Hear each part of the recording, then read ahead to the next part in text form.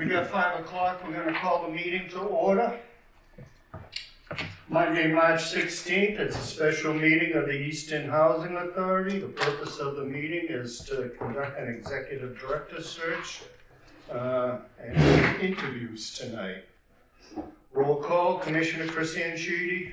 Here. Commissioner Tebow. Here. Commissioner Burrows. Here. Commissioner Bakeland. Here. And Commissioner Dennis Sheedy is here. For the purpose of housekeeping, I'm going to introduce Silas Martel Crawford. He is the Director of Policy and Program Development for Mass NARO. NARO standing for the National Association of Housing and Redevelopment Officials. He's going to explain the process for members that are here, the tenants that are here, and also for the general public, so they know the process that we went through in conducting the search for a director. I'll move into the hot seat for you. And great job with the acronym, Dennis. Sometimes I forget it, so I'll do it every so often. So again, Silas Martel Crawford with Mass NARO. We were brought on in either late December or early January to assist Easton Housing Authority through the process of finding a new executive director, including following all of the relevant public housing notifications that EOHLC puts out for these requirements. Just very briefly, we put the ad out in January. It was put out in 8 different places, including the Easton Journal, as well as several of the online job boards that the EOHLC PHN requires or suggests that it should be in. It was open for 3 weeks, receiving 28 applicants. Of these 28 applicants, 7 were given a preliminary screening interview that was done by the screening committee, which is made up of Commissioner Chrisanne Sheedy and Commissioner Tom Tebow. Of these 7 candidates, 4 were selected to be interviewed before the full board and to go through the full process to potentially be appointed as executive director. One of the candidates had an emergency come up today, so they will be unable to interview. The board will proceed with interviewing 3 of the candidates. If they choose to bring on this 4th candidate again, they'll contact them and bring them in for an interview as well. I think, been doing several of these. We've been doing this for 3 or 4 years now. We've done probably 20 different executive director job searches. You have all 4 candidates, including and the 3 candidates that will be here tonight, are all highly qualified, and all of them I fully believe will be able to do the job if appointed. So the screening committee and board has done a good job in getting this far. Now they have to take it the rest of the way home. All of these interviews will be on the record, both for the residents to see and to review later. I think resident questions have been submitted. Commissioner Sheedy has those, and he'll be able to answer those. Dennis Sheedy, I guess there's 2 Commissioner Sheedys. Think about that. So he'll bring those up to the candidates as well, and pose those as resident questions so that they're aware of those being there. Otherwise, I believe the first candidate is here. I'll go get her and bring her in I'll put her in the hot seat, and we can start the interviews. She's over there. I probably heard me already. Any particular order that we want to just start? I was going to start with the resident questions, and Okay. and then we could go from there. Yeah, where I was sitting. Good afternoon. Good afternoon. Good afternoon. Good afternoon. So our first candidate is Lorena Garvin. Yes. And just for purposes, I'm Dennis Sheedy, Chrisanne Sheedy, Tom Tebow, Don Burrows, and Arthur Paquin. Nice to meet you all. So we make up the board.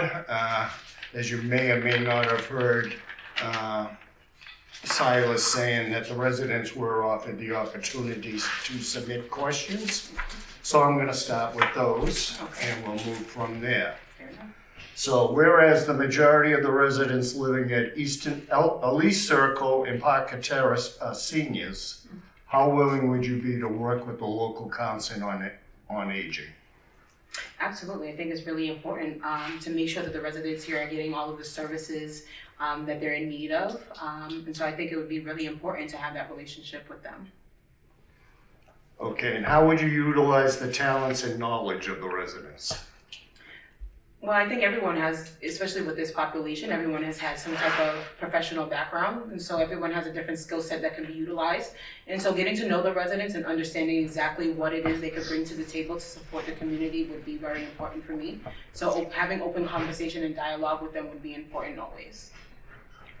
Okay, so those are the resident questions that were submitted, and one for me, you heard about acronyms. This industry is full of acronyms, so I would like to ask one on ADA, American with Disabilities Act, and just your general knowledge of that. Well, for me, understanding the ADA is knowing that residents always may come with different needs and supports, and recognizing whatever those needs and supports are and making sure that you're able to assist them in any way possible.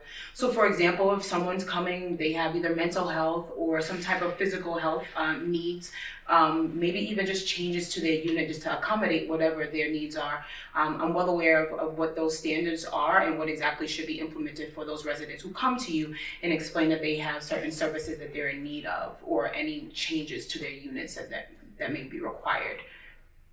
Could you tell me when you would not entertain a reasonable accommodation request? Never. I would always entertain a conversation about reasonable accommodations. If it's something that a resident needs and they are going to go through the process of providing whatever information needs to be submitted in order to get with them what they need, I will always entertain, per se, a conversation about what those needs are. Whether or not we're fully capable of fulfilling those needs is different.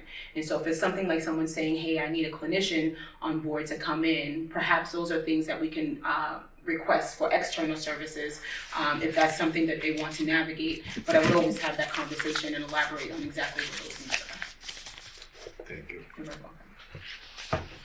Do we want to, Arthur, you want to go next and we'll come back down the table?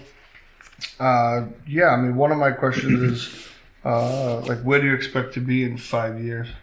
Where do I expect to be in 5 years? Well, that would put me at a mid-40s.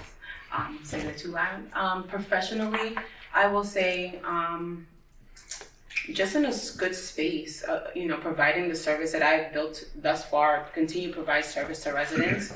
When it comes to, let's say, per se, me in this role, perhaps, would be collaborating with the community, and not just the residents here, but also externally to see what additional things we can do to provide support to residents here. Whether that's collaborating with city officials or different entities in the town, police department, fire department, what have you. If we can work on things to make things better for residents, I would always be working to, expand those relationships. But on a personal basis, more vacations. Ideally, but that's never gonna happen. But no, I would love to collaborate with the town of Easton to just get a better understanding of what can be implemented to make the residents' lives better. Kind of a follow-up to that, what do you expect from us board of directors? Honestly, if you were to be hired? Just to let me know exactly what needs to be done openly and honestly, because that's the only way the work is going to get done efficiently. And so if it's hard conversations, so be it. But my whole piece for my entire career is open communication always. Okay. I think that's all I have. That's you good? Yeah, I have a couple of questions. If you're hired in 3 years from now, the residents say this is a better place, what specific non-financial change would you have made to earn that praise? I think for residents, it's always about where they live, right? And having pride in that space. And so for me, if there's things to the property that can be enhanced for residents to appreciate where they live even more, I think that would be the piece. There's nothing better than living somewhere where you're comfortable and happy. And whatever I can do to make that better is really important to me. Especially for my more seasoned adults, doesn't mean that families don't deserve the same, but I think there's a different expectation. They want to make sure that their units are safe and livable. They also want to be able to come out and enjoy the property as well. What that looks like for the residents is different. And so being able to hear what those concerns are and being able to implement those changes so people's lives are better, always open to it. Okay. Can you give an example of a policy you changed or implemented based specifically on a resident's feedback? I would say, and this is more particular to family housing, I would say like during COVID, a lot of residents had some really hard times with obtaining either food or just getting out into the community. And so one of the things that I worked with Metro Housing and some other entities is being able to get residents out of the community, our seasoned folks who didn't drive, couldn't get to the supermarket. And so one of the things that the company never did was have a shuttle bus kind of just go to supermarkets and just get people around. So one of the policies there were like we didn't have the capacity to support residents in that way. But because of COVID, it was really important to find different ways to get people in the community out. In a safe way, of course. So working with, higher ups and trying to figure out what relationships we could build to get people out and to doing things in the community. Again, whether it was just doing some food shopping or getting them to community centers was never something that they did before. Another piece would be a lot of families during COVID times fell behind with paying rent. And so one of the pieces that the company had not done was in-house repayment agreements. That was not something typically that they would do. All payment agreements had to formally be through the courts. And so to try to help as much as we could, implementing in-house agreements to try to help individuals before they were put through the whole court process was definitely something that was helpful to them. Because a lot of people didn't want their names to go through the courthouse, but they wanted or needed the help. And so that was something that I worked with my team to implement in-house with in-house agreements, which was something that was never done with the company before. Thank you. You're very welcome. That's it, Tom. Maureen, nice to see you again. Nice to see you as well. I've reviewed your resume several times. You are very technically adept. You have a lot of experience. You nailed Mr. Sheedy's answer on ADA. Very good. But when I look at our organization, we have to be compliant. But if you look at it as property management, there are 4 or 5 primary roles of a property manager to be successful. Could you tell me what you think some of those roles are? Some of the roles within property management, are you speaking just in general or also with General, administrative? anywhere. You're Okay. not subsidized. You're now managing residential property. Okay. So one of the biggest fundamental pieces, like I said before, is communication with both your residents and whatever external entities that you are working with. Being able to disclose exactly what you need in its full nuance is really important. So one, communication, always full transparency with your team and with the residents so folks can understand exactly what's happening and when. Full transparency and completion when it comes to maintenance, right? Maintenance is one of the biggest things that needs to be done. So if we start something with a resident or we're starting something, let's say with pest control, making sure that one, communication about what's needed and the time frame that it needs to be executed, very clear to have those relationships with your vendors in timely execution. So that's 3. I would say resources for residents. Our residents, whether they're seasoned adults or families or individuals, everyone has a need, and making sure that you can identify resources outside of your company is really important. Building those relationships with your RAAs, EHLOC, understanding exactly what you can fundamentally provide as far as resources within your company without, overstepping or anything, I think is really important. So again, resources and relationships, that's 4. And 5, for me, building relationship with your residents. Being open, that open door policy, not just saying it's an open door policy, but being open to communicating with folks, building that rapport with individuals, hence coffee hours, usually a really big thing. But I think it's really important for folks to get to know who you are, especially when you're working in an environment where this is where people live, right? This is their personal space. So relationships is last. So I've interviewed with Commissioner Chrisanne Sheedy before, and she does her homework. So I'm going to let her. And I see she has some questions. I'll turn it over to her and listen. Okay. So nice to see you again. So you work right now with PVD Properties, correct? No, Peabody's formally. So I transitioned from Commonwealth Care Alliance, and so it was a temporary 12-month contract, which has ended. So I'm not working at the moment. Okay. Yes. So that answers another question, because I was like, why do you want to make this change at this point in time? No, it was with Commonwealth Care Alliance, which they were contracted with EHLOC to support individuals and families who are homeless. So a lot of the migrant families who were placed in the hotels across the Commonwealth. And so I had a former colleague of mine from Metro Housing who I worked with before when families were in hotels and motels. This was before Charlie Baker era. And so they came across me and said, hey, we really do need your help. We know that you're still in the field of property management. We know that you have some ins and outs, and you also have the language capacity. Would you join us? And so I did leave to do that work for some time. Yeah. You mentioned language capacity. Want to elaborate on that? Haitian Creole. Okay, Yes. thank you. And not the best, but it works. Sometimes that's what you can do. Yes.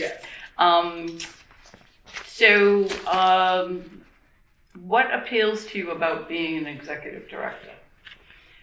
Well, it's not necessarily, the title is great, but I think it's more so along the work that you get to do with the residents on that level, and being able to also have broader conversations across the housing board about things you want to see change and implemented for your population, your residents. And so I think once you're at that level, you're able to have a broader conversation with folks about what you can do to be more supportive. And so that's really the piece for me. How can I make other people's lives better at now this level of being an ED? Okay. So when you were at your previous position, did you have a human resource department to tap into? Yes. Did you have a payroll department? Yes. Did you have an accounts receivable and payable department? No.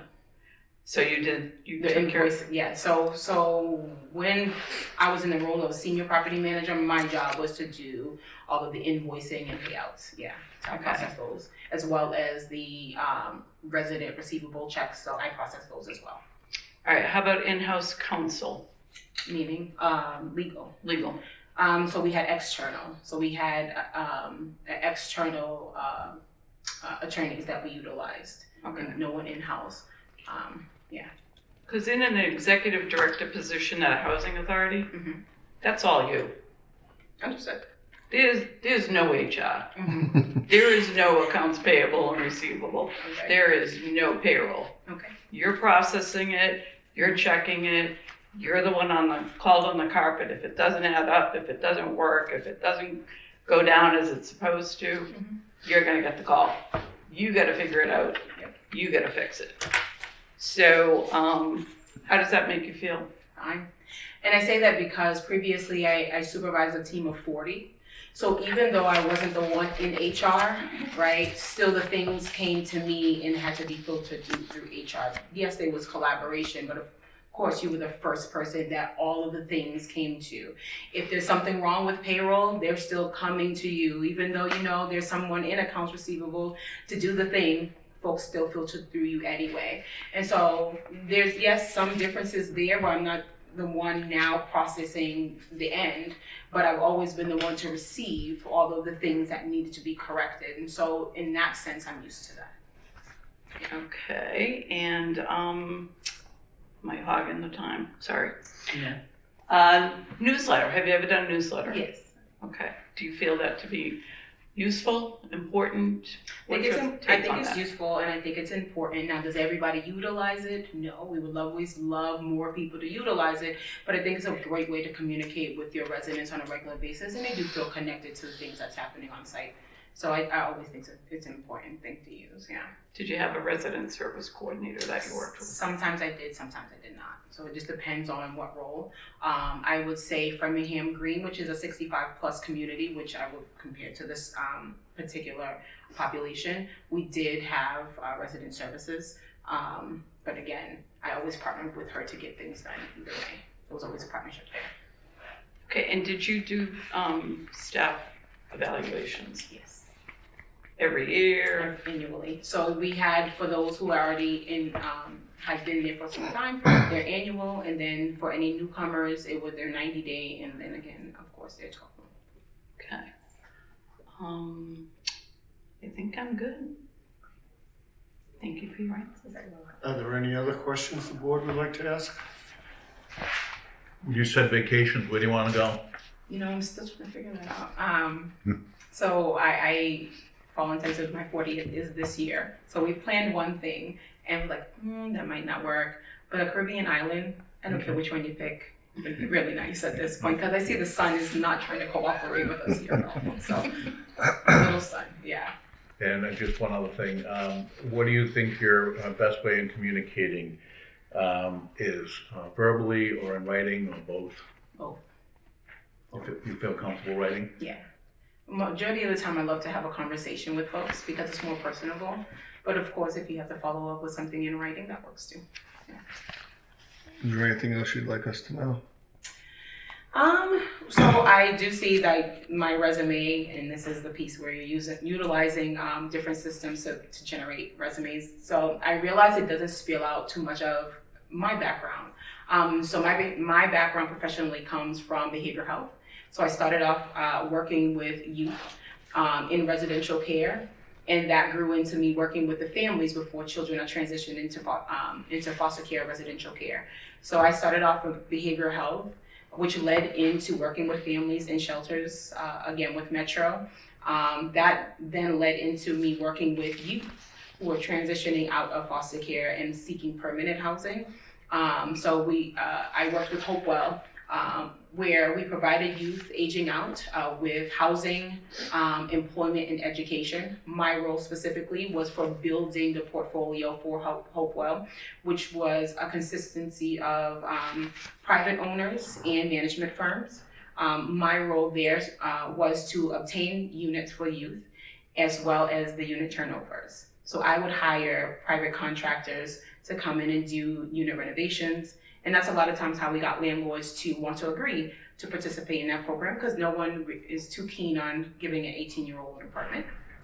And one of the pieces for the program were for any landlords who was willing to house any of the youth, that anything above normal wear and tear, we would fix. And so I was handy. I became handy-mandy. How handy were you? Anything with a drill, I gotcha. But anything above that, even some painting, maybe a little bit. Snakes and plunges? The snake, I haven't mastered. The plunge, I was taught very well how to use it. All right. Yeah.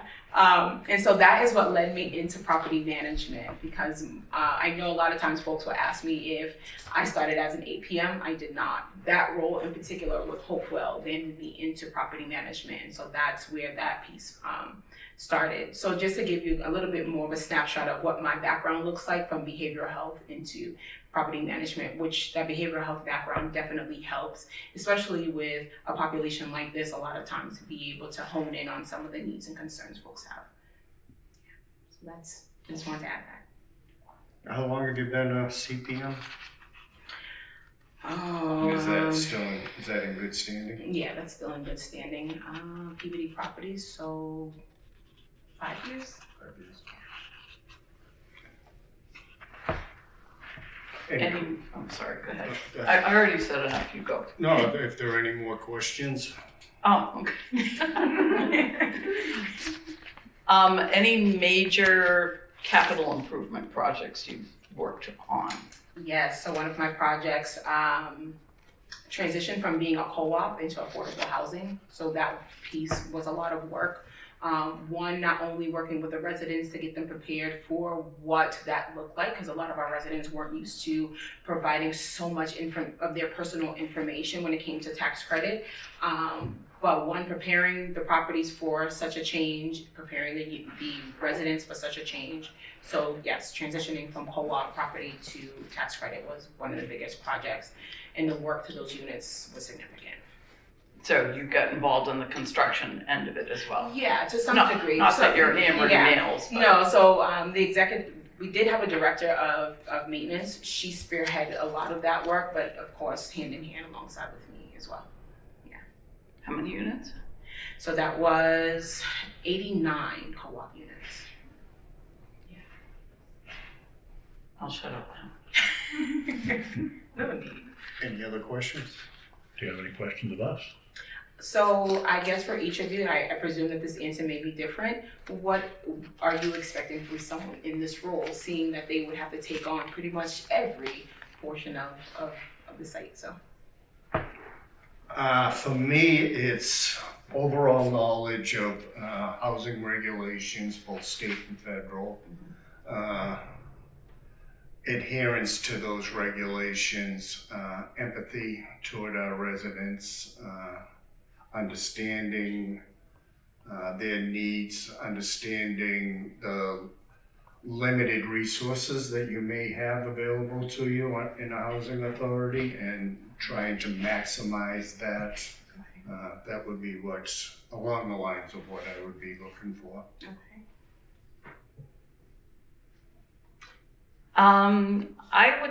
I agree with Dennis on a lot of that. I mean, being able to work with the tenants, being empathetic, and seeing things through to help them out is very, very important, because the population, we like to see people be able to age in place. We like to see them have the services they need. We like to, I mean, we do as much as we can, but we're often restricted because public housing is not super well financed. So sometimes you have to be more than just creative. And property management in terms of, I hate and loathe the term project. So I never want to hear these facilities called a project, ever. Okay. I see where you're going. And I am all about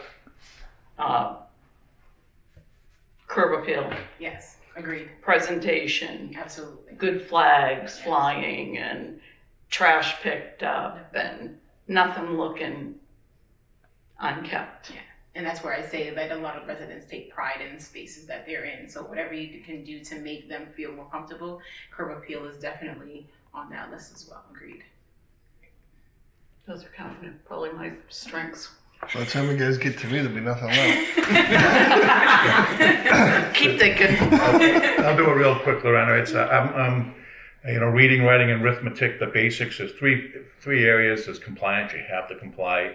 If you don't comply, you'll be asked to leave.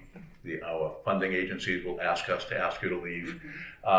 The other part is working with the residents. They come to the meeting. If you're abusing them, they'll ask you to leave. But the primary one, the foundation, the reading, writing, and arithmetic, the property management, get the units ready for rent in a timely manner. Rent them to the right people. Collect the rents when they're supposed to be due. Make sure the work orders, and you mentioned this, are done professionally and on a timely basis as you go through it. And enforce the lease. You talk about people having pride in a place. There are 190 units in the two places here and around. One bad neighbor can ruin the place. So sometimes it's enforcing the lease. Yeah. Those hard conversations are necessary. Yes. You're right. Yeah. Thank you for that. For me, it's about bridging the gap between the administration and the residents' doorstep, and how you do that. And the residents, when they suggest something, they walk away with the feeling that you actually listened, and you will, at the very least, think over what they said and put it in the, it's like, even to the point of maybe suggesting things. Capital improvement plans are usually made between the maintenance and the executive director and the state, and I don't ever remember them coming to the residents and saying, what do you think we could do for you this coming year in the capital improvements? So I think it's just bridging the gap is the important thing for me. Thank you. Agreed. Thank you. I think communication and kind of keeping an eye out a couple of years ahead of time on upcoming things, and kind of making sure you dot your I's and cross your T's. We've been very fortunate with our current executive director to, she does a nice job. So it'd be nice to, have a smooth transition. Yeah. Not bad. Well, thank you guys. I appreciate you answering my question. That's very nice. Thank you, thank you. The one last thing I will throw in is you are gonna have a good sized learning curve to make the flip from private to state public. There's a lot of different regulations, there's a lot of different ways in which things are handled and how you get things done and where the funding comes from, and it's a process. So it would require a decent amount of investment in trainings and educations, programs that are provided. So that would be something that whoever takes on this position, if they aren't familiar with public housing, is going to have a little extra job added, big extra job. Fair enough. Now, I training believe you doesn't- have to get certified within 1 year and do it with your. Yeah, I saw that. Yeah, so a lot of the training's happening with Narrow, correct? Yes, with Narrow does a lot of the trainings, Yes, I correct. see that. Okay. We meet once a month. We are overseeing fiscal and handling policy is technically what the board does. We also work on goals, talk about projects that are going on, things that are, but we set policy and oversee fiscal as our main responsibilities. I did watch your last 4 meetings, so Oh. I did see that. Ah. I did see that. Yes. So that's nice. At least the residents get to see as well. Like I said, transparency. So at least they get a chance to see if they can hop on YouTube and take a look at what those meetings look like. At You least can guys watch are yourself tomorrow, probably. nice. Yes. I've never seen one. Oh my Probably goodness. afraid to. Yes, I can understand that. But thank you guys. I appreciate your time. Thank you. Thank you very much. Yeah. Thank you. Thank you, Lorena. Have a good night. You too. You guys enjoy. Stay dry. You too. Thank you. As long as it is dry. Yeah.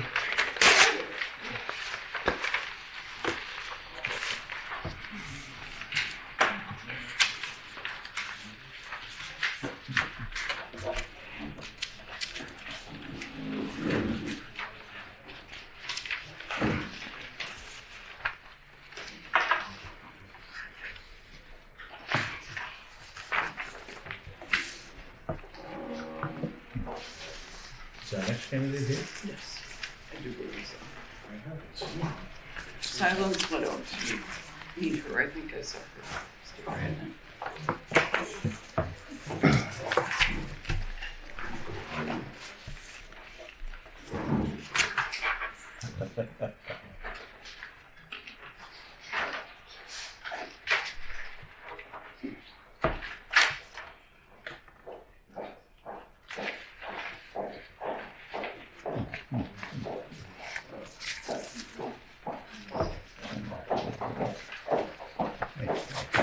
Hi, Karen. How are you? Well, Good afternoon. Good evening. Good evening, I guess, okay, by way of introduction. Glasses, I'm sorry. I won't be able to see. No problem. I'm lying to you. They had one. It's not the day, my friends. I won't be using them, I don't think. They're right here. Can't find him without your glasses. Right? No, exactly. I feel like I need them more and more every day now. All right, I'm ready. Thank you. All right, by way of introduction, I'm Dennis Sheedy, the chair of the board, Chrisanne Sheedy, Tom Tebow, Don Burrows, and Arthur Acorn. We have had 2 questions submitted by the residents. They did have the opportunity to review resumes and submit questions. They were redacted resumes that personal information was removed from them. So I'm going to ask the 2 resident questions to you. Okay. And it's, whereas the majority of the residents living at Elise Circle and Parker Terrace are seniors, how willing would you be to work with the local council on aging? Yep. So currently in my role at the Randolph Housing Authority, I provide, I'm the leasing coordinator there, and our makeup of our housing authority is elderly and young and disabled. So I'm very comfortable working with our outside agencies. I'm not lucky enough to have a resident service coordinator in Randolph, but I am very good at navigating complex systems and making sure that I find the right resources for everybody. So I'm very comfortable working, and I would be relieved if I got that chance to work with a resident service coordinator. And how would you utilize the talents and the knowledge of the residents? So that was a really good question. So I think that you have a lot of lived history here, and history is important to making decisions and hearing everybody's voice and making sure they're valued. All right, and then the industry is full of acronyms, so we hear lots and lots of acronyms. So I'm just going to pick on one as the Americans with Disabilities Act, Yes. ADA. What could you tell me about that? So the ADA actually, we just celebrated, I think it was 36 years of the Capitol Crawl. So in my personal background and professional background, I'm really knowledgeable about the ADA and the disability rights movement. So the ADA allows for individuals that have disabilities to access the public just like anybody else. And so the funding from the federal government, if you receive those dollars, even if you're a private company, do have to abide by certain ADA entitlements. So for example, if we needed to have a ramp to come in here, that's something that we provide through a reasonable accommodation. Could you tell me of a time when a reasonable accommodation would not be granted or legitimate? Yep, so a reasonable accommodation can be not granted if it puts undue financial pressure onto the housing authority or any organization for that matter, as well as if it is not for a protected status. And with that, I'll go down the board to Abba. Are we doing more acronyms? Oh I no! can't keep going if you No, want. I was getting nervous. I was like, what acronym's coming up? What if any experience do you have with planning and executing budgets? Yep, so my budgeting is not directly with the Housing Authority, but I have used budgets and planning for the Family Leadership Series. Although it is a smaller budget, it's actually probably a little bit harder because I do have to go item by item and fulfill that contract. So I'm pretty comfortable with working with budgets and the little nuances that have to happen to make it effective programming. Do you have any situations that you had to go like above and beyond like your role? Yes, so I did need to ask for a $20,000 increase because part of the contract that they had put forward, they wanted to do 2 programs. The original budget only asked for 1, so that required more time from me, which would have to increase my I only get paid first, at that time it was like for like little buckets, you know what I mean? So they did have to increase that, and I would also have to increase support staff. So I can't ask somebody to do more work and have them not, be paid or compensated in some way. So I successfully advocated for actually a $40,000 increase just through the research and the RFR they had put forward. They wanted me to meet, and I was able to do that. I'll probably have some follow-ups, but that's good for now. Thank you. Okay. Okay. If you're hired 3 years from now and the residents say this is a better place to live, what non-financial change will you make during that phrase? So I just want to make sure I understand. So in 2 years, what could I make change without Non-financial change. non-financial change? So That makes their life better. Yep, so I do think that the office does make a difference, right? So if we have staff that isn't really accessible or nice, that's going to be an issue. However, we still need to follow rules right here, and we need to make sure that we're making sure that everybody's serviced. I think the most important thing that I've learned working in housing is listening to my tenants and making sure that they're heard. Thank you. Can you give an example of a policy change that you implemented based specifically on the residents' feedback? Yes. So I know this is going to shock you guys, but parking seems to be one of the biggest issues that we face at our housing authority. And we have continued to go back and forth how to fix that. When they built them in 1968, apparently not everybody had a car. So that is a policy we're continue to work on. Today, I just had to send out policy guidelines to the tenants to go over that there are no signed parking spots, and that we still should be mindful for everybody and work as a good neighbor, even if we've lived here for 20 years and have a personal spot that we feel is theirs. But just to be neighborly. So we just did that, and myself and the executive director are talking more about how we can expand parking in that particular area and make sure that neighbors are being neighborly. Okay, thank you. You're welcome. I'm all set. All right, Karen, I'm going to give you a softball here. You want to talk a little bit about how you got into being the director of Southeast Family Leadership, a little bit about your background there. Sure. So I took a family leadership series course myself. I completed that course, and then I don't know, the director liked me so much, they were like, we want you to be the outreach coordinator. That was a volunteer position that I took on. I did that for a couple of years, and then I moved on from the outreach to the executive director role when that, well, not the executive director, the director of the program when that opened. And what do you lead?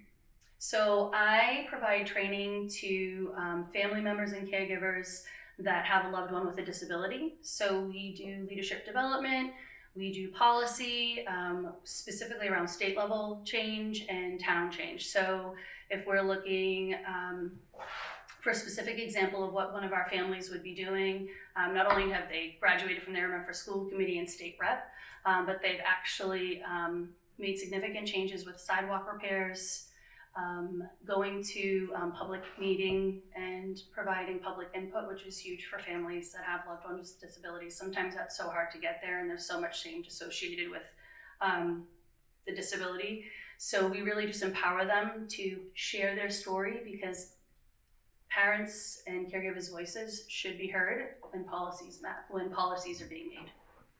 Excellent. I think that talks a little bit about your policy too. Yeah. So, Karen, think about, there's lots of stuff. You spoke about ADA, you work with policies, there's lots of compliance changing every day. But property management is property management. Yes. Whether I own 10 units or I own 100 units, they're publicly subsidized, they're private. There's 4 or 5 components of property management. Could you name a couple? So do you mean as far as leasing up? Okay, so there's a lot. So we have maintenance, leasing, budgeting, which seems to be a hot topic right now. Our year end is coming up, so we're working on that. Capital planning. How many have I named? You have 4. Did I have 4? Did I but get 4? I'm like, how many? Sorry. I didn't have budgeting in mind, but it's obviously. Sorry. And tenant services. Yeah. Rent collection? And rent collection, yes. Okay. And I would consider that under leasing. yeah. Okay. Lease enforcement? Yeah. Okay. What has been your role in your current position in those areas? So I focus on, I'm the leasing coordinator is my title. So what I do is I work with the maintenance department with vacancy turnovers. I work with finance collecting rents. We I do the whole life cycle of housing. So from application to when they move out. So you use Champs? Oh yes, I use Champ regularly. I was lucky enough to come on when Champ first started. So I got the trainings in the beginning. So to me, it's just a natural thing. Although if you ask anybody before I started, they're gonna love the book because it was easier for them. But I actually really like Champ, and I think it's so convenient because everything's at my fingertips. Yeah, so, but because I don't know any other way. So to me, it's easy. Perfectly all right. I've heard that many I could agree times. with that. Yeah. All right, that's all I have, Chris. You done? Yes, I am. Thank you. I'm kidding. Why do you want this position?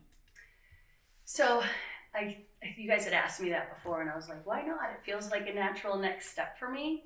And it does feel like a nice step for me. I think that I have a lot to give And I think that just being a leasing coordinator isn't enough. I have a lot of energy and a lot of love for housing, and I want to do more. And I feel like that this is the place that I can do that. Okay, so the transition to an executive director is a considerable undertaking. Yes, it is. Can you explain what your plan would be to learn, acclimate, what your management style would be? Mm-hmm. So I think the first 30 days, the most important thing would be that I become integrated into the housing authority, not only with the staff, but with the tenants. After that, I would really need to build those connections with the board and figure out our priorities and where you want to go. I did look at your annual plan, so I do see some things on there, but based on our questions from our previous interview, I know that you're looking for more. So we would have to prioritize those. Once we get those, then we would work on execution. What's the timeline? Who needs to be involved? And so on. The second part of that question was? And have you ever done a newsletter? Yes. Do you find that to be worthwhile, positive, a waste of time? So I don't think it's a waste of time because that's how some people get our information. So I do my newsletters on MailChimp. I don't do them for the Housing Authority, I do them for something different. So I'm very comfortable with that, and I'm also very comfortable with using surveys. So I use JotForm regularly to capture surveys, interests, and things like that.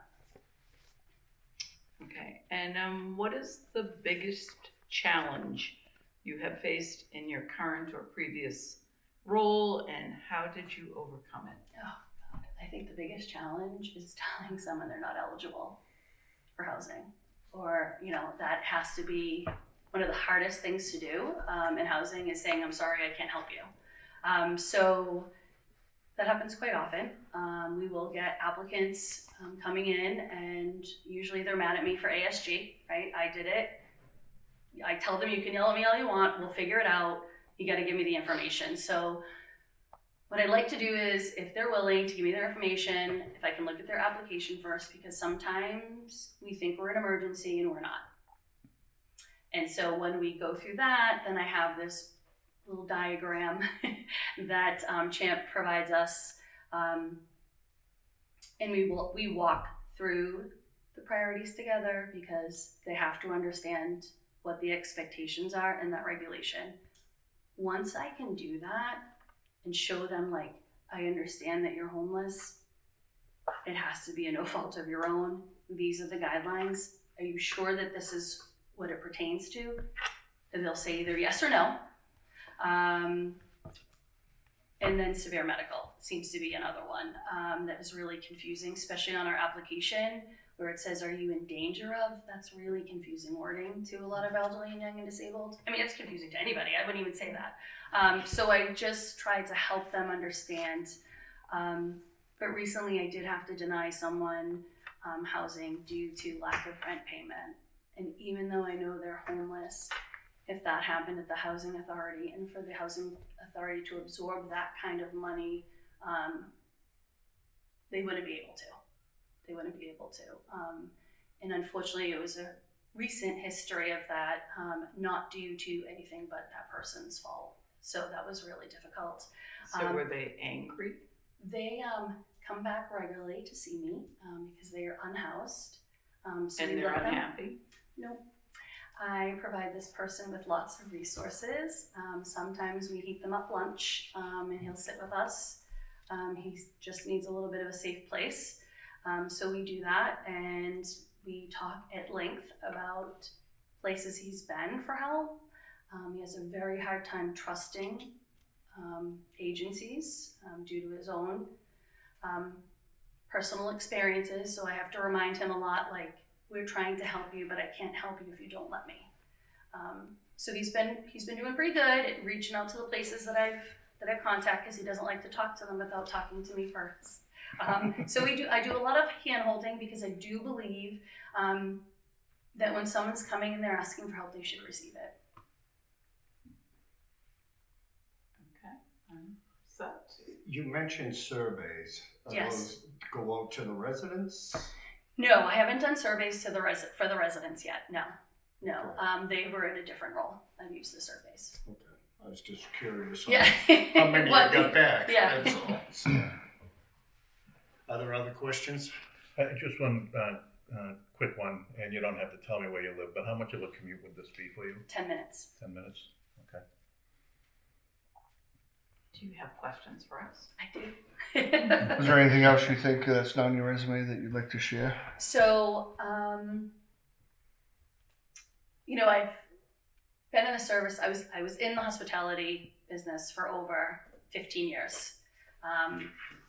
You would think, I think I'd share this with you guys before, you would think like, what is the correlation between hospitality and housing?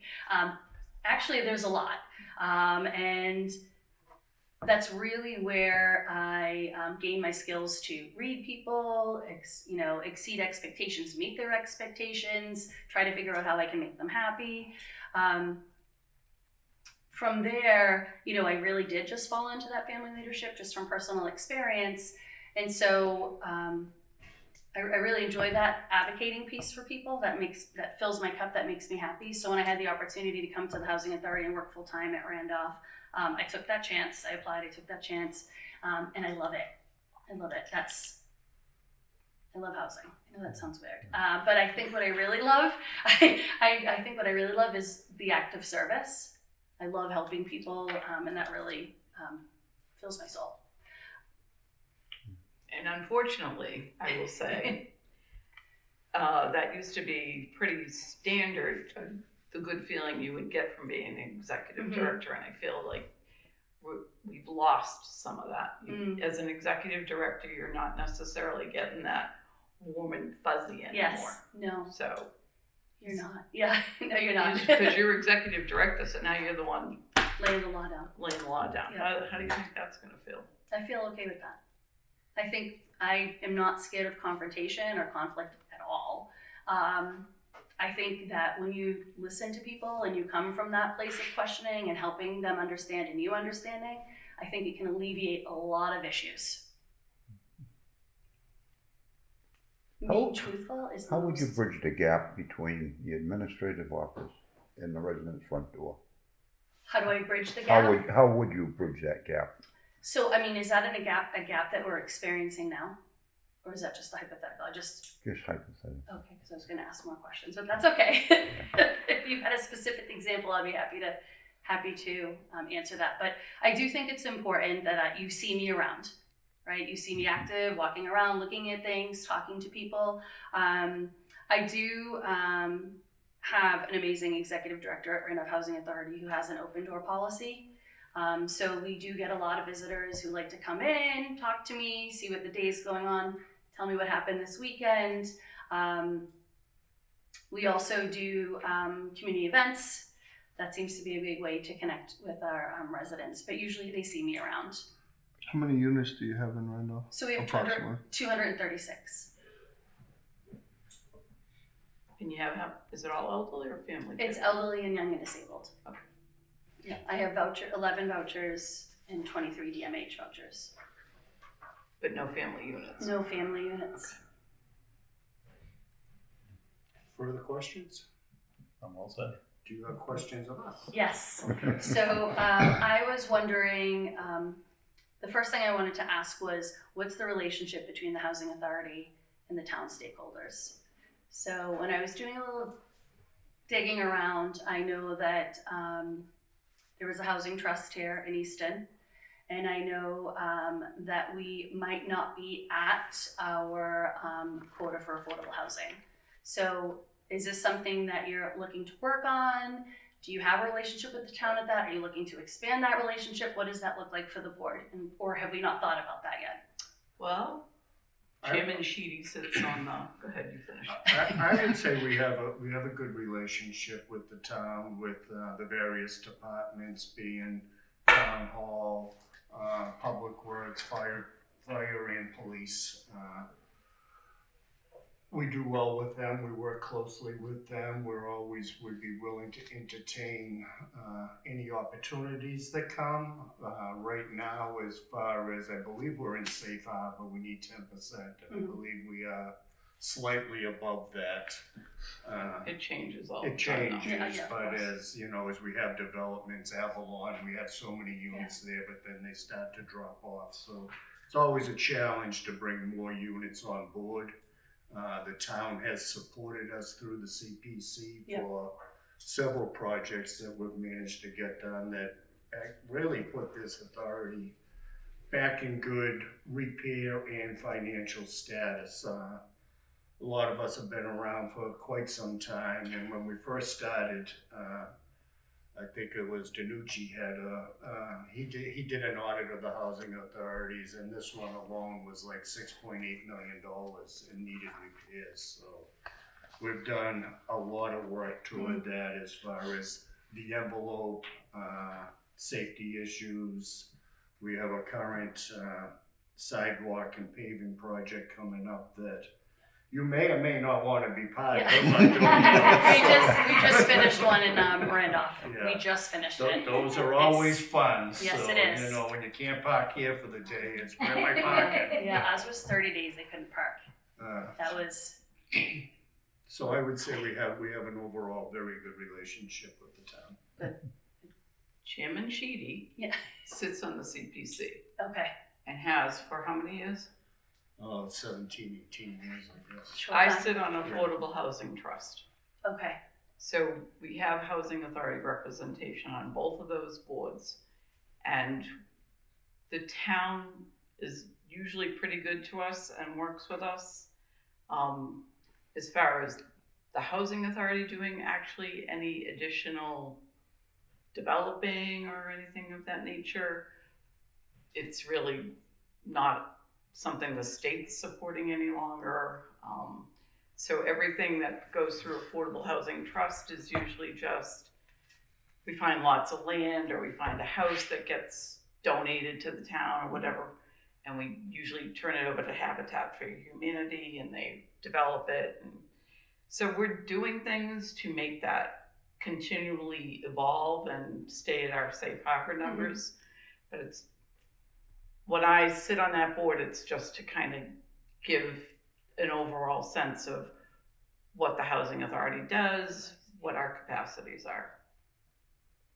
And the Affordable Housing Trust, that is Part of it. financially, CPC is the behind that. So that they get 10% of that money is for housing, and that goes to the Affordable Housing Trust. The repairs that were done here were taken out of replacement reserve accounts. So Okay. what else can we answer? I know, right? So that was one. And then the other was, what is your goal for the next executive director? I mean, Kathy is a pretty strong executive director. She's done a lot of things here. I drove around earlier to look at the new siding, so I saw that. I did read in the capital plan that you were doing the paving project. So you do have a lot, you have done a lot just right there. But what are you guys looking for the next executive director to do? And is there any questions around that based on my answers now that I can answer? We're always looking for if there's any available grants out there that you would pursue those. If there's any avenues to improve the quality, the overall quality of the housing authority. There's no shortage of work that needs to be done. That it always, within the units, outside the units, making it as enjoyable for the residents as they can, so that they age in place and they have that opportunity to be proud of their homes. Yeah. That's what we're looking for as a director, somebody who adheres to guidelines, follows the regulations, meets deadlines, and has empathy toward the residents and taking their concerns and their frustrations maybe at times seriously, and trying to work with them to improve the overall quality of life. Some thoughts. Yeah. Kathy and I have talked a lot about, I would love to see an RSC that is under the authority's staffing. Because she's with Old Colony, right? She is with who's Old here? Okay. Colony. So I would love somebody to pursue a grant opportunity when it next becomes available. Mm-hmm. And yeah, really watching what is out there for grants and always doing everything you can to keep the property up. And I always am very interested in curb appeal. I want things to look nice. Yeah.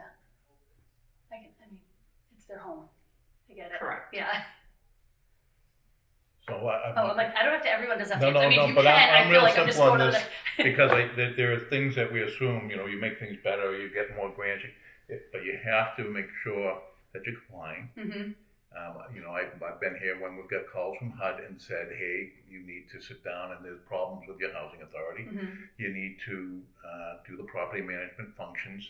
And once a month, we have residents come in here. I would hate to have residents coming in here saying, hey, I can't talk to the executive director, so that's why I'm here. Mm. So, pretty simple. Yeah. Yeah, I think like Tom just said, the visible presence, to maybe have a meeting once a month with the residents, just to sit down with the residents, that would be terrific, not that all the questions can be answered, but, just what needs be met, but just to be that visible presence. Do you get a lot of tenants to come? No. Oh. They come when there's something wrong, so that might be a good thing. I agree with you, Arthur. Do they come to like Free events food. if there's Yeah. events? They will if there's good food. Oh, And I Good think- prizes. yeah. Okay. All I do right. think that goes back to the community, though. I am always amazed at when we do an event here, and not we, it's the executive director, it's been Kathy and her staff, the number of town businesses that just donate readily every year. It's amazing. It really is. Oh, that's it goes great. on and on and on. So it's another. So the town evidence of a good values the relationship. housing authority. Those that are aware that it's here, yes, they do. Okay. Those who have no clue, They don't. That's not a They bad don't thing know. sometimes. Yeah, they just don't know. Yeah, they just Right. don't know. Yeah. Right. I think communication is key. I think, that would be one of my things, Mhm. whether it be with the residents or with the board. Mm-hmm. So something like a newsletter is what you're thinking. So the I mean, a newsletter do you doesn't have a hurt, but- newsletter now, like a newspaper with the? no, we don't. Okay. I didn't know if the town had like a little sunny. So I'll give you a real simple thing. Kathy came to us and said, I want you to understand the residents are really fighting about feeding birds. I thought you were gonna say parking. No, I was it gonna be like, might be Parking might be next It might be month. parking. I'm warning you that you might get residents that are gonna come in here because there's disagreement on this. Yes. That's a simple communication, but, when Mr. Sheedy says, okay, it's now public comment time, it's nice to know that It's this coming. stuff might be coming. Yes. So that's like, Yeah. it's Yeah. pretty good. It could be parking, it could be, not curbing your dog, all sorts of, not fancy, No. but, and Everyday then life obviously things. if you're talking to our fee accountant, he's warning you about any financial issues that should come to us right away. And Mr. Sheedy, as the chair, always asks that when he gets the, is there anything we should know about this, anything he should be pointing out? That's important. Perfect. All right, so Anything else? Any other questions for us? No, I think that was the only two that I really had. I thought you had more. I was hoping you to say yes. That you get a lot of tenants. I was like, oh, that's so exciting. It You all- might it get all a lot depends of on the event. tenants. Like I just thought that was really exciting. No, but thank you for the opportunity of sharing and. Yeah. No, thank you for your time. Forward to working with you. Thank you, you Karen. very much. You're welcome.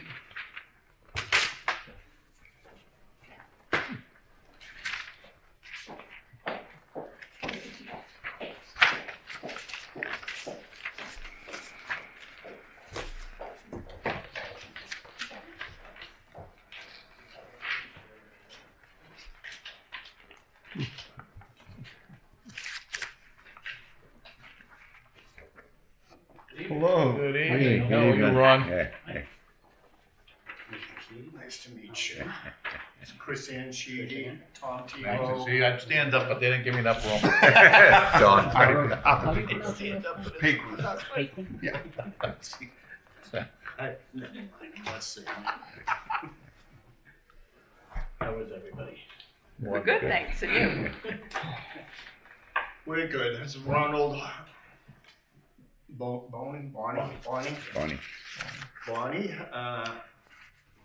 So the residents were given the opportunity to submit questions. Of course, I just put them all out of order now. And they did get to see the resumes and submit a couple questions. So The usual questions is yes to Billy the Kid and yes to Ann Bonnie. that's okay. But the two questions, I'm gonna start with those. It's whereas the majority of the residents living at Elise Circle and Parker Terrace are seniors, how willing would you be to work with the local council on aging? Any housing authority has to have a great relationship with the Council on Aging. I mean, in Northborough and in Somerville, I've had a great relationship with the council. Right now, we're going through our Federal Pacific program, and we've been working with the council as we have to shut the power down in different buildings. They're taking all the tenants in the buildings that are affected by that to the Council on Aging by their van, hosting them for the day so that they're not affected by anything. Our community room is large enough, but a little tight with that. But the council has been great on hosting that. Okay, and how would you utilize the talents and knowledge of the residents? Some of the residents can be a phenomenal asset. You know, I mean, I don't know any of you personally, but at the authority that I'm at now, I have two former builders that are a great asset. I like having them walk through the different projects. I can't let them pick their favorite contractor, but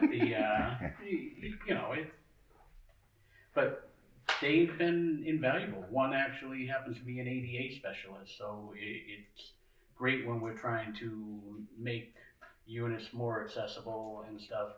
You know, the state put in that little bit of money to kind of tease you about that you can do the Aging in Place initiative. Turnovers. Yeah, they gave Northborough $20,800. It's just a little tease, but it allows us to convert the tubs to showers when there's a turnover on the first floor, and that's been very well received. But the tenants are a great asset on many things. Okay, and my first question actually deals with ADA. So what can you tell me about the Americans with Disabilities Act? Great idea, bad implementation. How's that go? As far as the idea behind it is fantastic. I think a lot of it has been changed into different things depending on the political ambitions of one administration or another. The part about, handicap parking and the tub cuts or the showers on the first floor, or, the pole handles and stuff, all great ideas. Some of the stuff about, what qualifies as a disability versus what doesn't, that can kind of be a political third rail depending on which administration is in and things like that. And could you tell me a time when a reasonable accommodation would not be legitimate or received? Well, usually they're legitimate. It's like we have one going on right now that we have a new resident that wanted the closest spot to the building. But in that building, we have several people that have asked for the same request. In Northborough, there's no assigned parking. So there's two buildings that everyone has a handicap placard. And the newest person, who's also the youngest, very agile, see them speed walking all over town, has asked for the closest space to the building. And traditionally, folks are very territorial about their parking spot. Traditionally, it's been the 91-year-old that has COPD And then after her is, you know, the 86-year-old that has a blood disease and stuff like that. And so the young 55-year-old person that walks all over town is kind of has the last spot. And they put in a reasonable accommodation to have the first spot. You know, so sometimes you have to say no, but you know, but you have to respond. And you know, most requests are pretty reasonable. Okay. Don, I'll open it up to you. Okay. Specifically, why do you want to lead this housing authority? And why do you want the position? Easton seems like a very nice community. I do love the idea that all of the senior housing is on one campus. That's a great thing. Somerville had 22 separate senior buildings. Northborough has quite a few, you know. That's interesting. It's also 45 miles closer to home than Northborough is. So, not gonna lie to you, that makes a difference of 2 hours back in my day. And you pay a little better. It helps towards retirement. It seems like a very well-run authority. You teeter on being a retained revenue authority, so it's, you know, it's obviously well-run. The board seems to get along very good from everyone I've spoken to. Those are key parts of making an executive director's job a lot easier. Where do you see yourself 5-10 years from now? 10 years from now, retired. That's my wife and I's goal, is 10 years. So happily retired, collecting both my Army pension and my state pension. 5 years from now, hopefully, depending on the goals of this board, maybe, you know, having every maintenance issue, modernization issue taken care of. Maybe add a little housing here and there whenever that's, you know, doable, depending on the town and the board's desires. How many units approximately do you have in Northbridge? It's Northborough. Oh, Northborough, sorry. 130. Pardon me.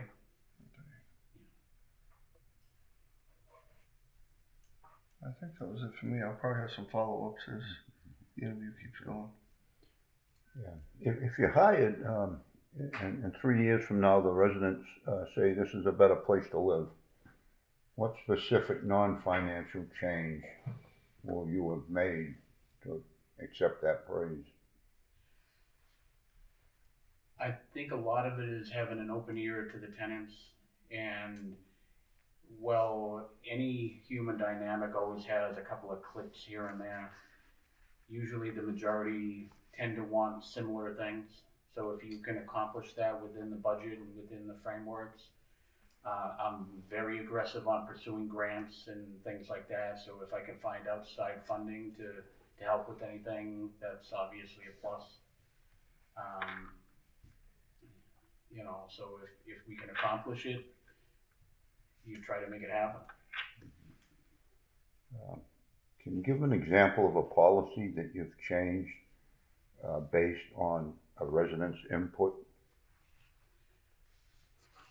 Sure. So the residents always complained about they were either too early when maintenance would arrive or too late. So we have 3 maintenance employees just like you do. So we staggered what time they come in. The maintenance supervisor is first, gets the work orders in line for the day. The next person comes in a half hour later, third person comes in a half hour after that. And it doesn't sound like much of a change, but at the same time, you're getting coverage a half hour early and an hour later during the day. So if you avoid having to call a couple of people in just that half hour early, and you avoid having to have somebody stay late, saves you a little bit on overtime, you know. And the way we chose the other 2 were the person that kind of needed to leave a little bit earlier because they have young children, and the person that has, you know, grown-up children likes to come in a little bit later. Was that initiated by the residents' feedback? It was a resident suggestion, yes, sir. It's worked out very well for everybody. Thank you. You had, Ron, you said you're aggressive with grants. Can you want to talk a little bit about that? Any successes that you want to share with us? We've had a couple of local grants that fund some of it. We have a chair yoga that comes in and things like that were through local initiatives. We have a couple of community rooms across the different properties that we have, and we had a gentleman that, funded us having the AED machines. Those are about $1,200 a piece. That was nice. They came in, they paid for those, including the boxes and everything.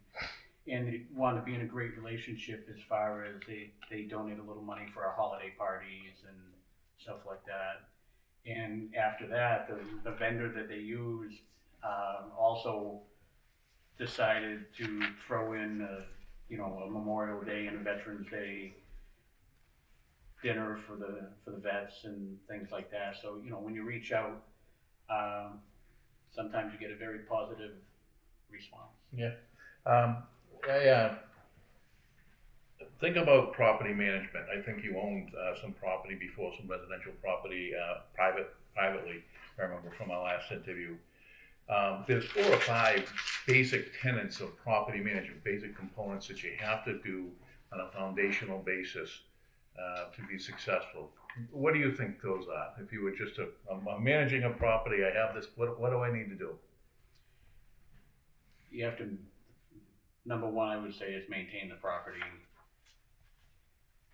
You have to have financial intelligence about it. You have to, anticipate when you're going to have a turnover, be able to plug that turnover, maintain. Prepare the turnover.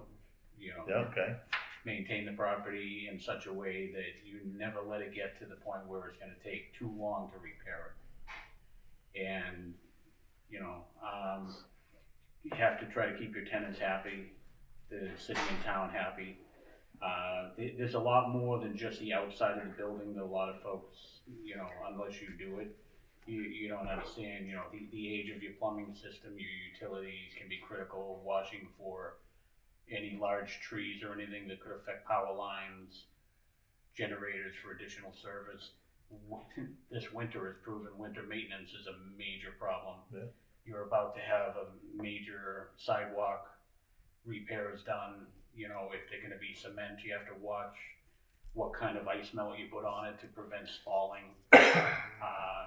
Here you have a lot of siding, so, can you do an efficiency program where they blow in some additional insulation? That's if it hasn't already been done. But a lot of, when they do the doorways, they can blow in that insulation. Yeah, so you're speaking property maintenance. What about the management of it also? What else? What other components are there? So you have to take care of it. There's the maintenance. You said you have to anticipate. I like that. A person becoming vacant, making sure it's in good condition so that when it does become available, it takes not too long to turn it around. Then what do you do? You have to, turn the unit. You have to be very selective on your tenants. Do your research. Do your homework. I'm a big believer in personally calling and getting the references from past landlords. And, if it's a transfer from another housing authority, I would hope you get some great cooperation there. Not always. I'm sure you both have stories like that. In the financial stability of the whole thing is what makes it happen, And, beyond that, it's trying to have everybody be happy and talk well about your property. That brings in good tenants and good applicants. Excellent. All right. Thank you, Ron. Chris? Just curious, you've got 130 unit count in Northborough? The count is off. It's actually 132, and then we maintain for a nonprofit, Northborough Affordable Housing Corp. We have another property that we do. We're going back and forth with EOHLC or DHCD or HLC, ABC 1, 2, 3, about how to properly count that. Okay, so are they all elderly units? No, we have 26 family units. We also have a 689, and then the rest are all elderly. Okay. And then, so it's all state though? Yeah. Okay. How long were you on the board at Somerville Housing Authority? Just shy of 24 years, How long were you the chair? 20 of that. 20 of that. So what have you found to be the biggest adjustment from sitting on the board, being a chair, to now being the director? And well, I'll let you answer that one first, and then there's the second part. I was very fortunate to work with a couple of great people, Joe Macaluso and Diane Cohen. When I told Joe after he came back from, took a sabbatical, so the board got very involved in the running of the authority at that time.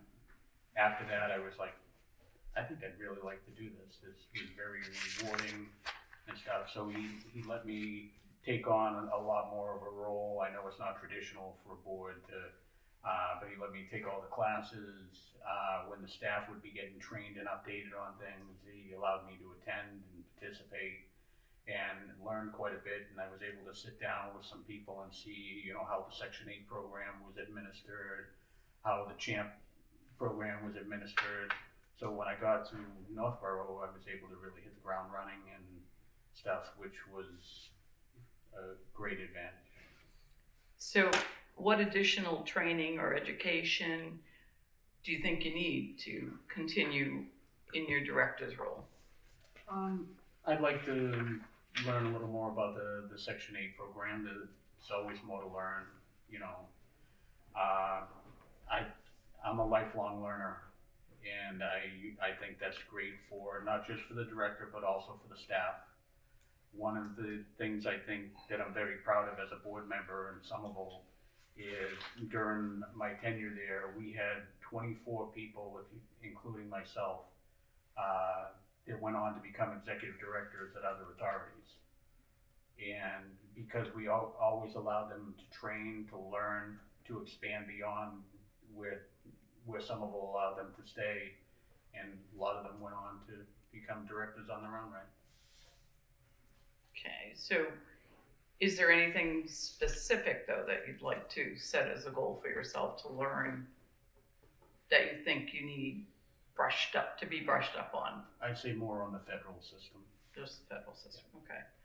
And what's the biggest challenge you have faced at your current or previous position, and how did you overcome it? When I first arrived in Northborough, there had not been a director for just shy of a year. The staff had done their best to try to handle things, but they didn't have the training or the hands-on knowledge. So it was a mess. Now, there's Yeah. 3 maintenance and 1 staff in the office? Great people, hard workers, especially the maintenance supervisor. The other 2 maintenance people are new since I've been there. The administrative assistant at the time, now housing coordinator, phenomenal, great with the tenants. But there were things that the director had done that they had never clued her in on. So those things had kind of fallen apart. It resulted in a bad PMR for that first time. I mean, I walked into a PMR like the next month after arriving there, so that was shock to the system. But we turned it around and got everything straightened out. But some of the reporting on different things wasn't, because it was all handled by Lynn. I don't know if either of you knew Lynn. Yeah. Lynn, don't know a lot. She was married 4 times. Okay. So Yeah. which name would you like? No, They all of the I doubt I know her. because all of the little desk signs are in my drawer. They kept them all.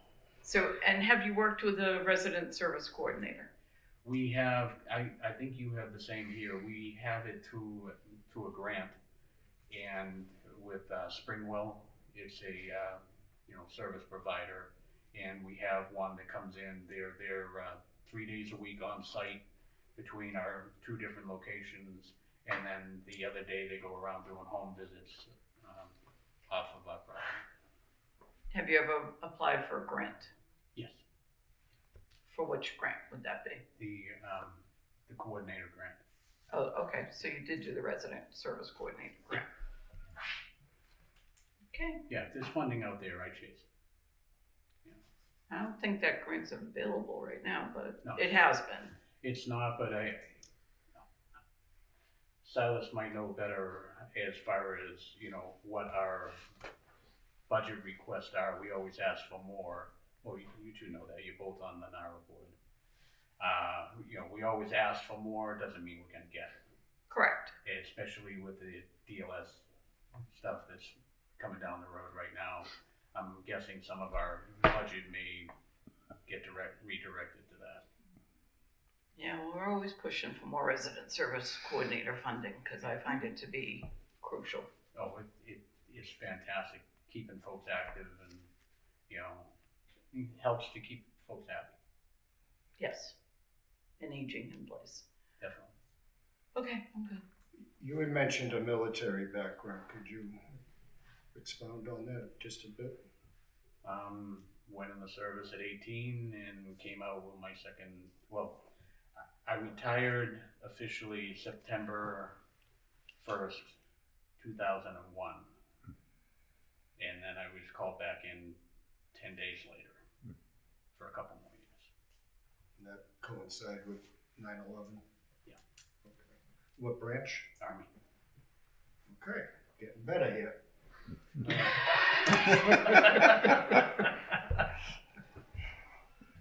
Further questions? Is there anything not listed on your resume that you think it's important for us to know?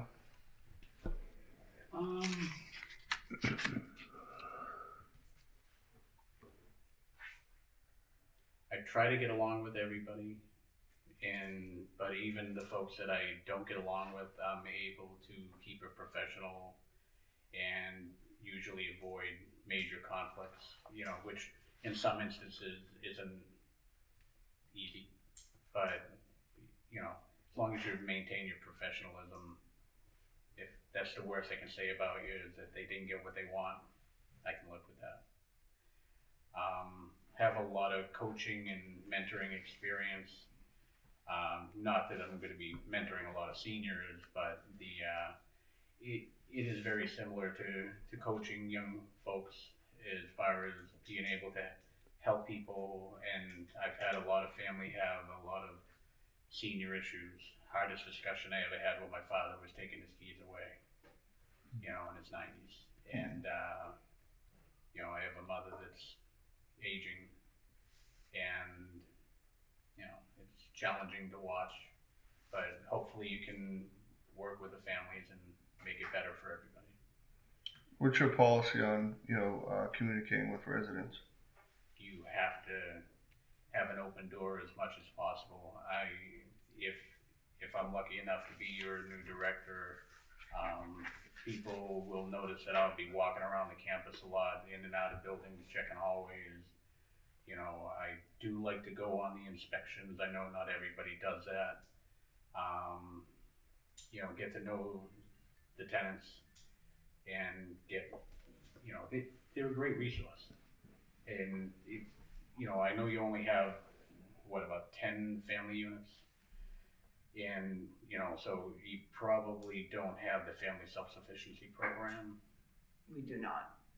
Okay, that if you grow That's your, usually a HUD program, and our families are state.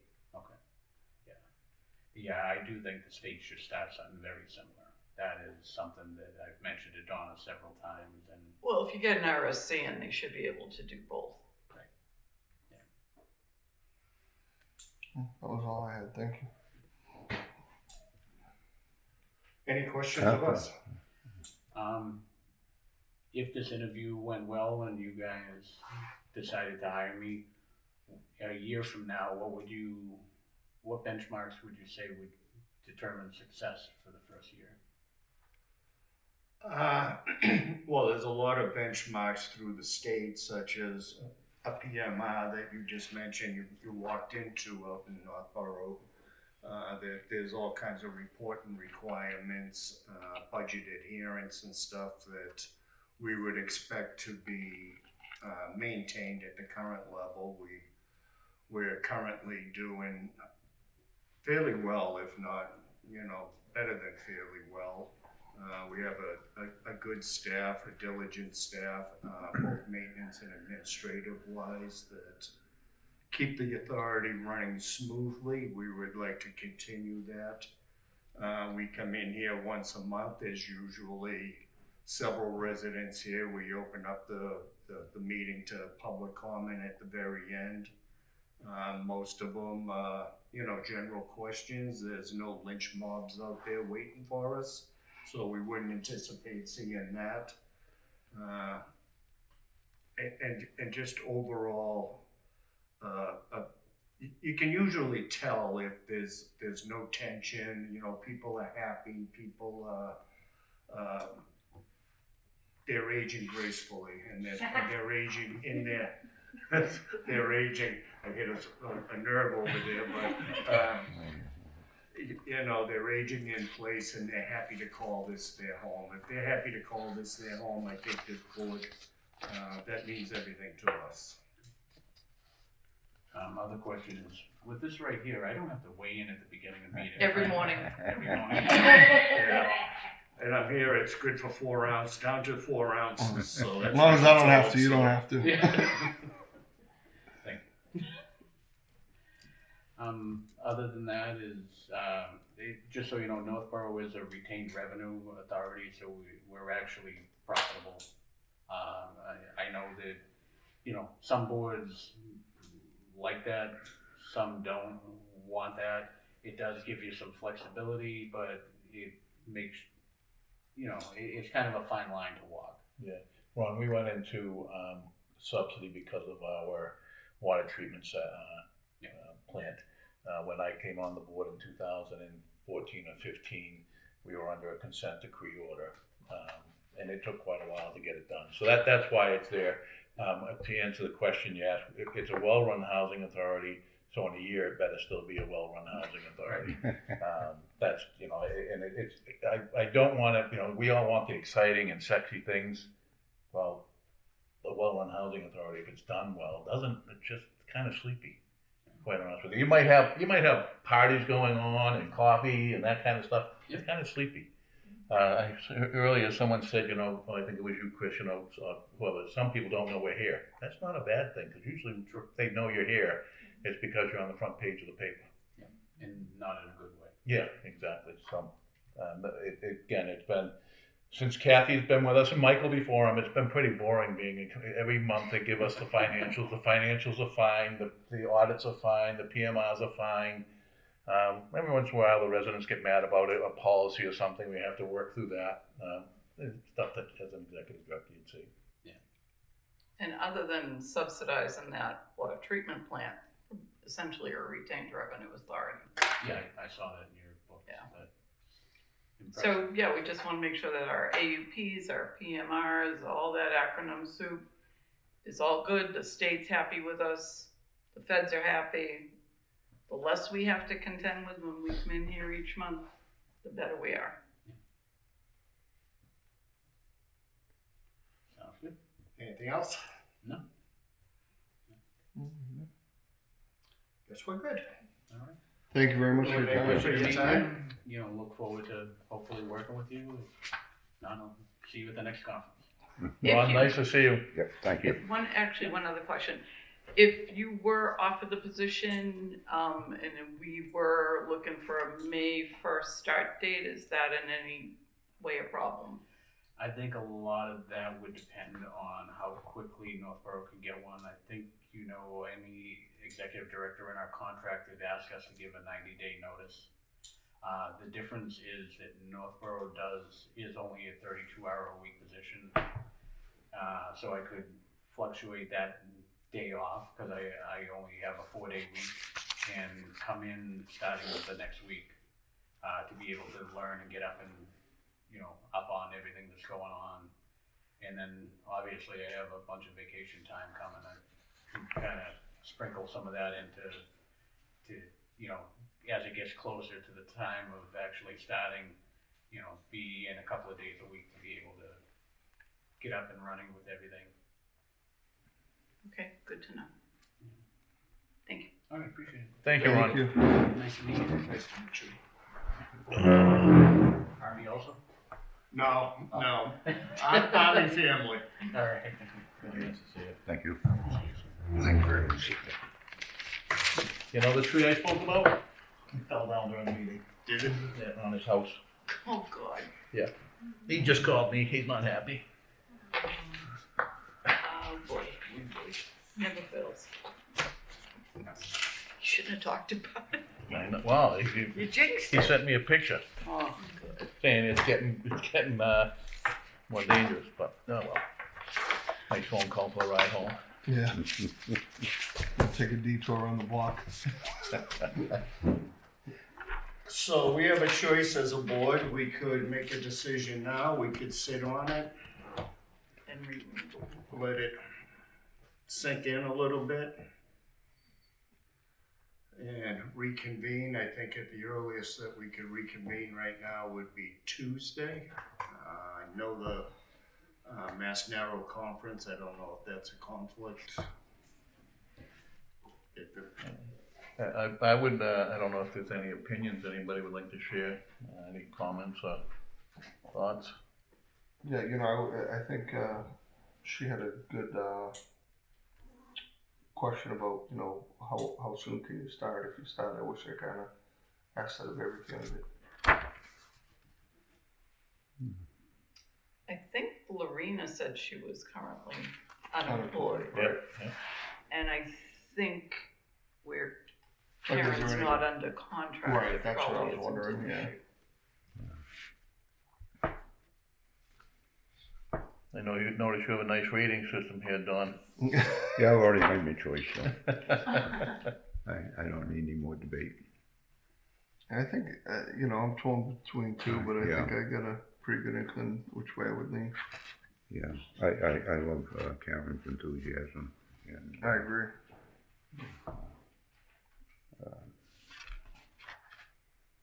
not quite as stiff, a little bit more forthcoming. I just had enthusiasm, looking at it from the resident's point of view,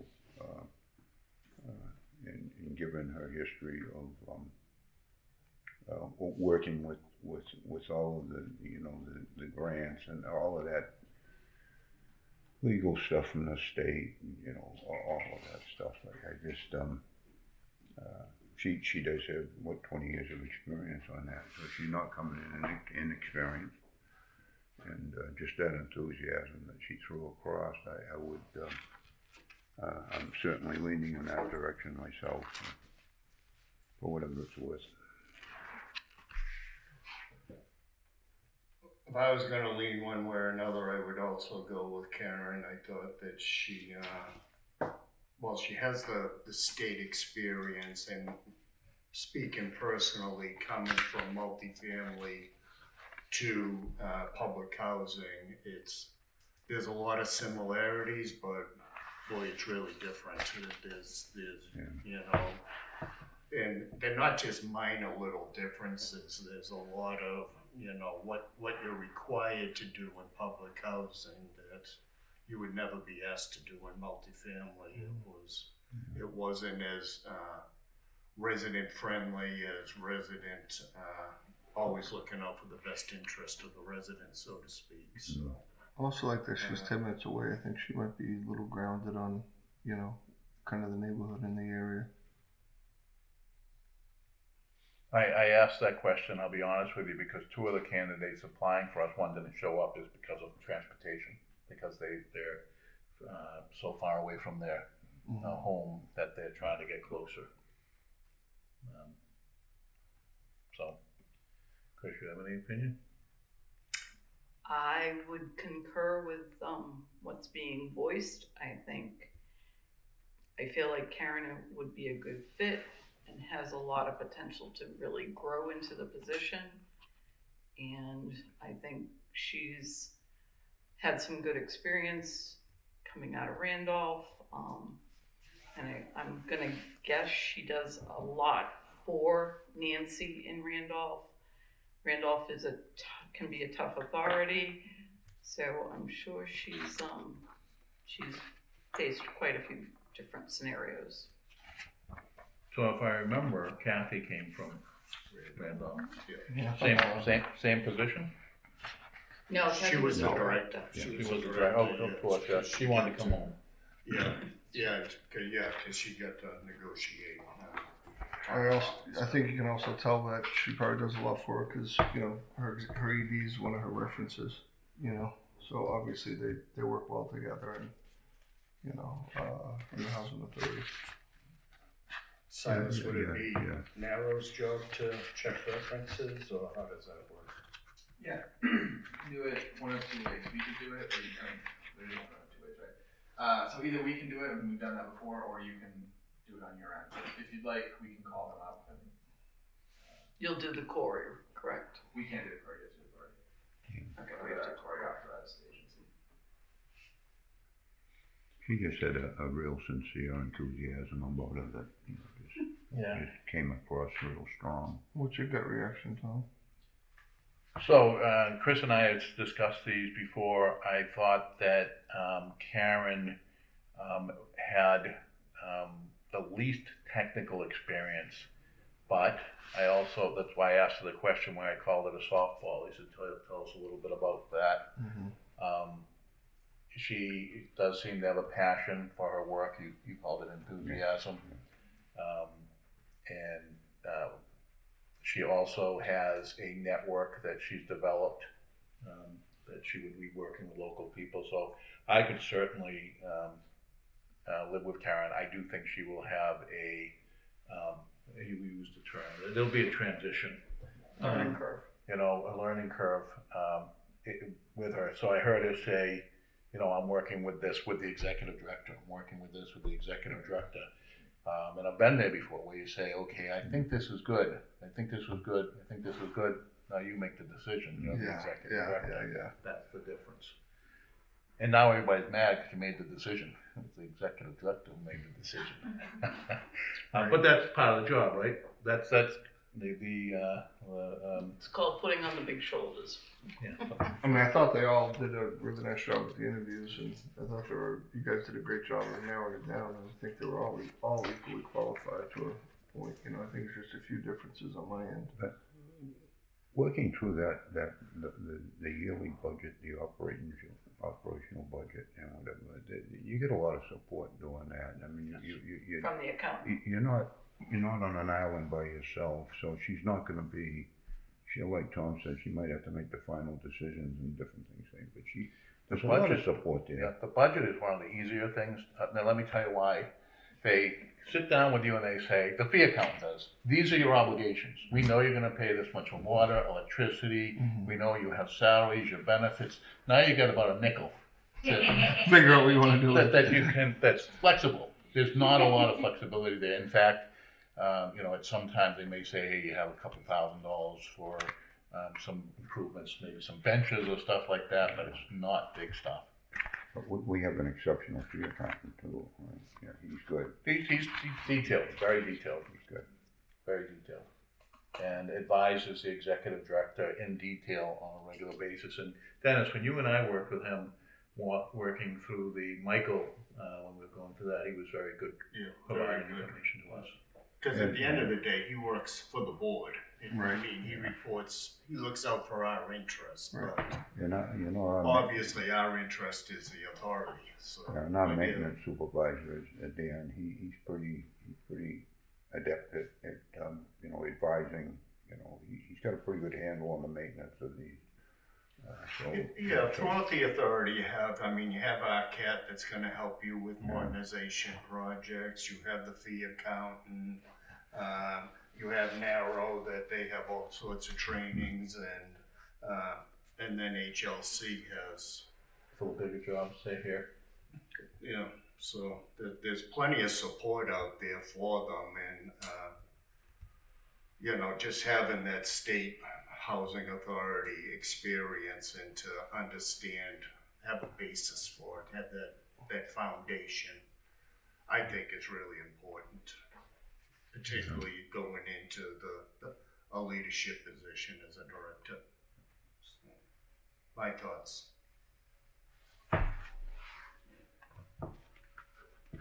it sounds like there's a consensus here. I could certainly not argue against anything you have said. I've told you my thoughts on Karen. I do think she has that passion and enthusiasm to do it. It will be a transition for her. Ms. Garvin coming out of the, as you said, the multifamily, there'll be a lot of transition there. Very sharp on technical issues. So I mean, I could certainly support the nomination of. Question for you. Who answered your 5 requirements of property management the best? I thought she did, actually. She got most of them. Okay.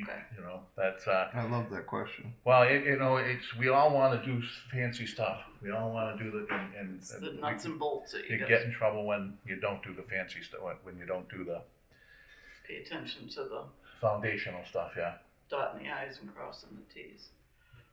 Yeah, I think they all would have got there. I mean, the question's hard when they're thinking broad. I wouldn't criticize anybody for their answer. You know, Miss Garvin went more towards the residents. She spoke about resident. And I was speaking about property, but that, again, that's we want them to be resident friendly.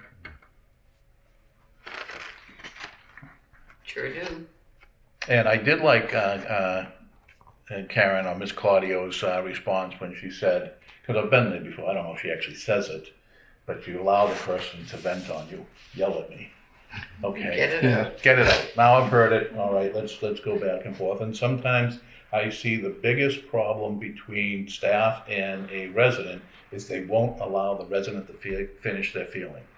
And it might take more than 10 seconds. It's going to take them a couple. And you don't allow that to come in. You gotta let them be heard. Right. So. That said, are we willing to take a vote? I have some language I gotta read here. I got it right here, Dennis, if you want. Oh, okay. But who are you going to charge with negotiating a contract? I would prefer not to do that.